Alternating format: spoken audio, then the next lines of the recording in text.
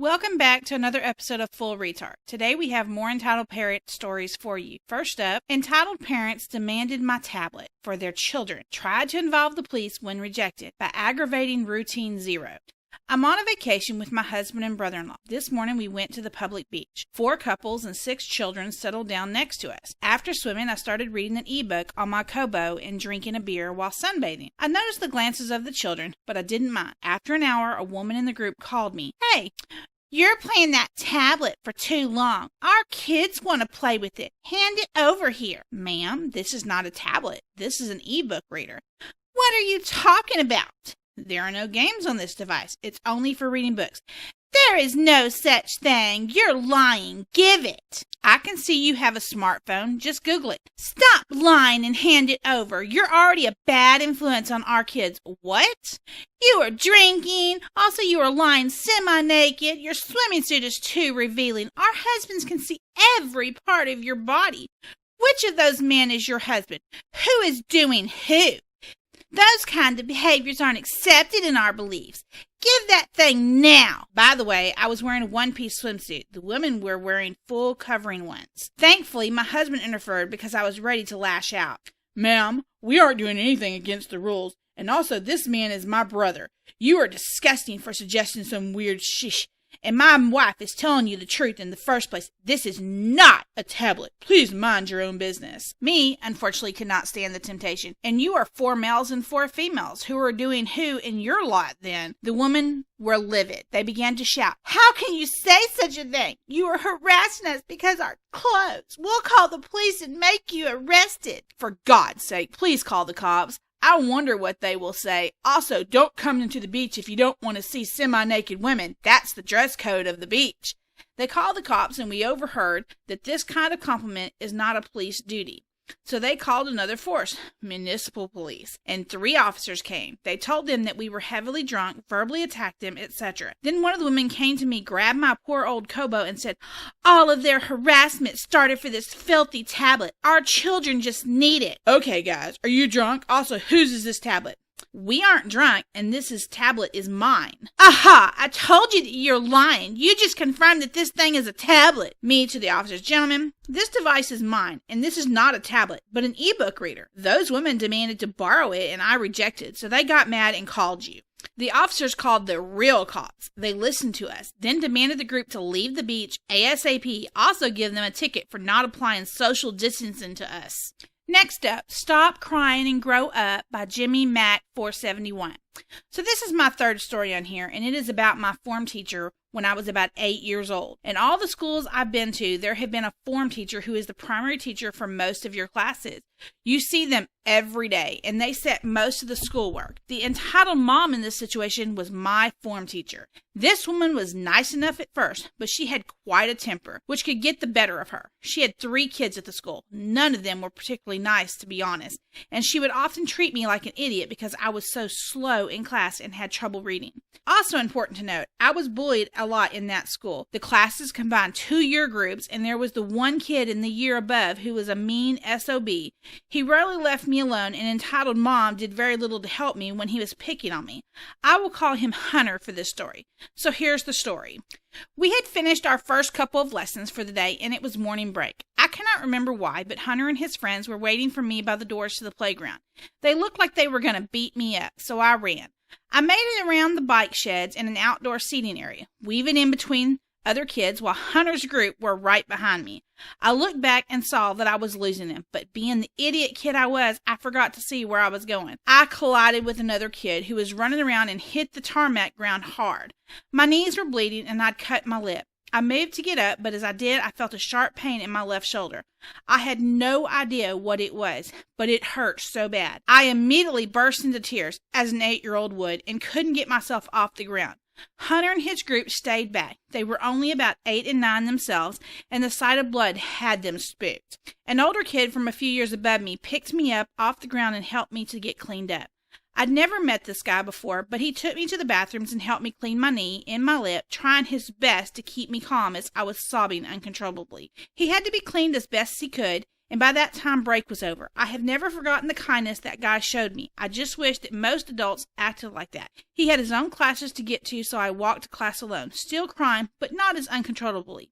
My shoulder still hurt like heck, and I had no idea what was wrong. We all sat down for class, and after about 5 minutes of entitled mom speaking to us, she turned angrily to me. "For God's sake, OP, what's the matter with you?" Me, while crying. "My shoulder hurts, and after I fell over in the playground."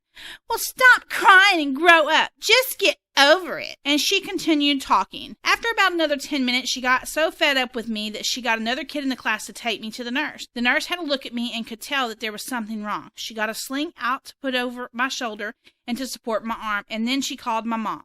Mom took me to the hospital, and I got an x-ray. Guess what I was crying about? A snapped collarbone. It was now completely in 2 pieces. It was a clean break, but still not a good sight for an 8-year-old. I was allowed the rest of the day off school and had to wear a proper sling for 3 weeks. The entitled mom called home and said she was terribly sorry for how she acted and felt guilty for what she'd said to me. I came back the next day to find Hunter had been assigned to help me carry my bag while I was recovering. He apologized for his part in my injury, an apology that seemed a lot more sincere than entitled mom's, and he stuck by me for the week. As it turns out, entitled mom was getting us to do a project in kite building, which I was not allowed to take part in due to a broken collarbone. Worst part is, my shoulder had healed before they were done, but they were so far through the process of making them, I wasn't allowed to take part in it. I had to sit inside for an hour, my shoulder fine, watching my class make kites fly. I'm afraid that there isn't a real happy end to this. The entitled mom continued letting her temper get the better of her. She punished me for not being fast enough in a lesson and treated me like I was dumb. Turns out I was dyslexic the whole time. About a week after I was out of my sling, Hunter returned to his old ways and bullied me relentlessly. I luckily moved away from that school after 1 year there and had never heard from Hunter or entitled mother ever again. And frankly, good riddance. Edit. Holy crud. This has absolutely exploded. Thanks to everyone who awarded the post. I've never gotten anything for myself in the past, and this has just flabbergasted me with how much you all seem to like it. I've got a few more details about the entitled mom if anybody wants to know the stories, and I've enjoyed reading similar experiences posted in the comments. Thank you, Reddit people. Finally, Free Parking Space by M. Stryker. Since the pandemic, each and every hospital has been frozen since they have opened quarantine centers and do not want to infect sick people. The important thing is that my parents had the fantastic idea that I should live with them again. I have lived alone since I was 15. They are not the problem. My hometown, let's just say, is complicated. I live in Baja California Sur, a state near the border between the USA and Mexico. It is the number 2 tourist center, if not the first in the country. Well, imagine the amount of idiots that I see every day. The locals are very nice. The tourists are horrible. If you have worked for secondary services like hotels, restaurants, fast food, hospitals, pharmacies, you know what I mean when I tell you people think they own everything around them. But here they give preferences to tourists. There's nothing official, but if you have an issue with a customer, the only way to fix it is giving him a compensation. Locals hate this. There's even a group of fast food and restaurant owners that have tried to take down this rule. Enough chit-chat. This is a story of my mother. She has a lot like this, and she liked to share them if you like this kind of stories. My mom is transfer urgent psychologist, the doctors that attend emergency calls.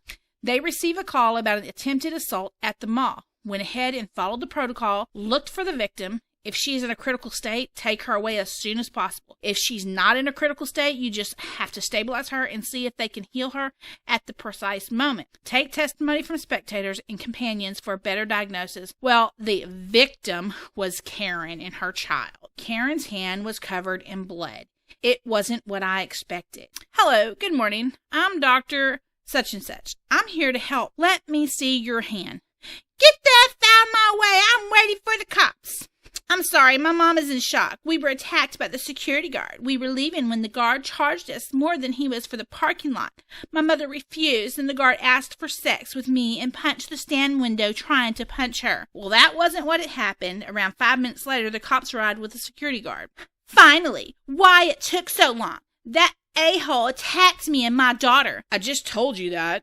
And he asked for sex with me. Officer, she has a huge injury in the hand and there are broken glass. I think there was an aggression and the spectator said that she attacked the guard too. Ma'am, the spectator said that you punched the stand window. Is that true? Yes, but it was in self-defense. I I didn't, nothing wrong. Then let's watch the security camera footage. The cameras with sound shows Karen and her kid in front of the stand. The guards ask them for the parking place price. She punches the stand window, tries to escape, but the gate security post stops her Mercedes. Then the airbags open, and that's what happened. Karen got fit. Her child had to return to her hotel. She was kicked 2 days later, a friend told us, and my mom wasted a whole day with this S. Thanks for listening. Be sure to like this video and subscribe to the channel. It really helps us out. Subscribe to our podcast and like us on Facebook.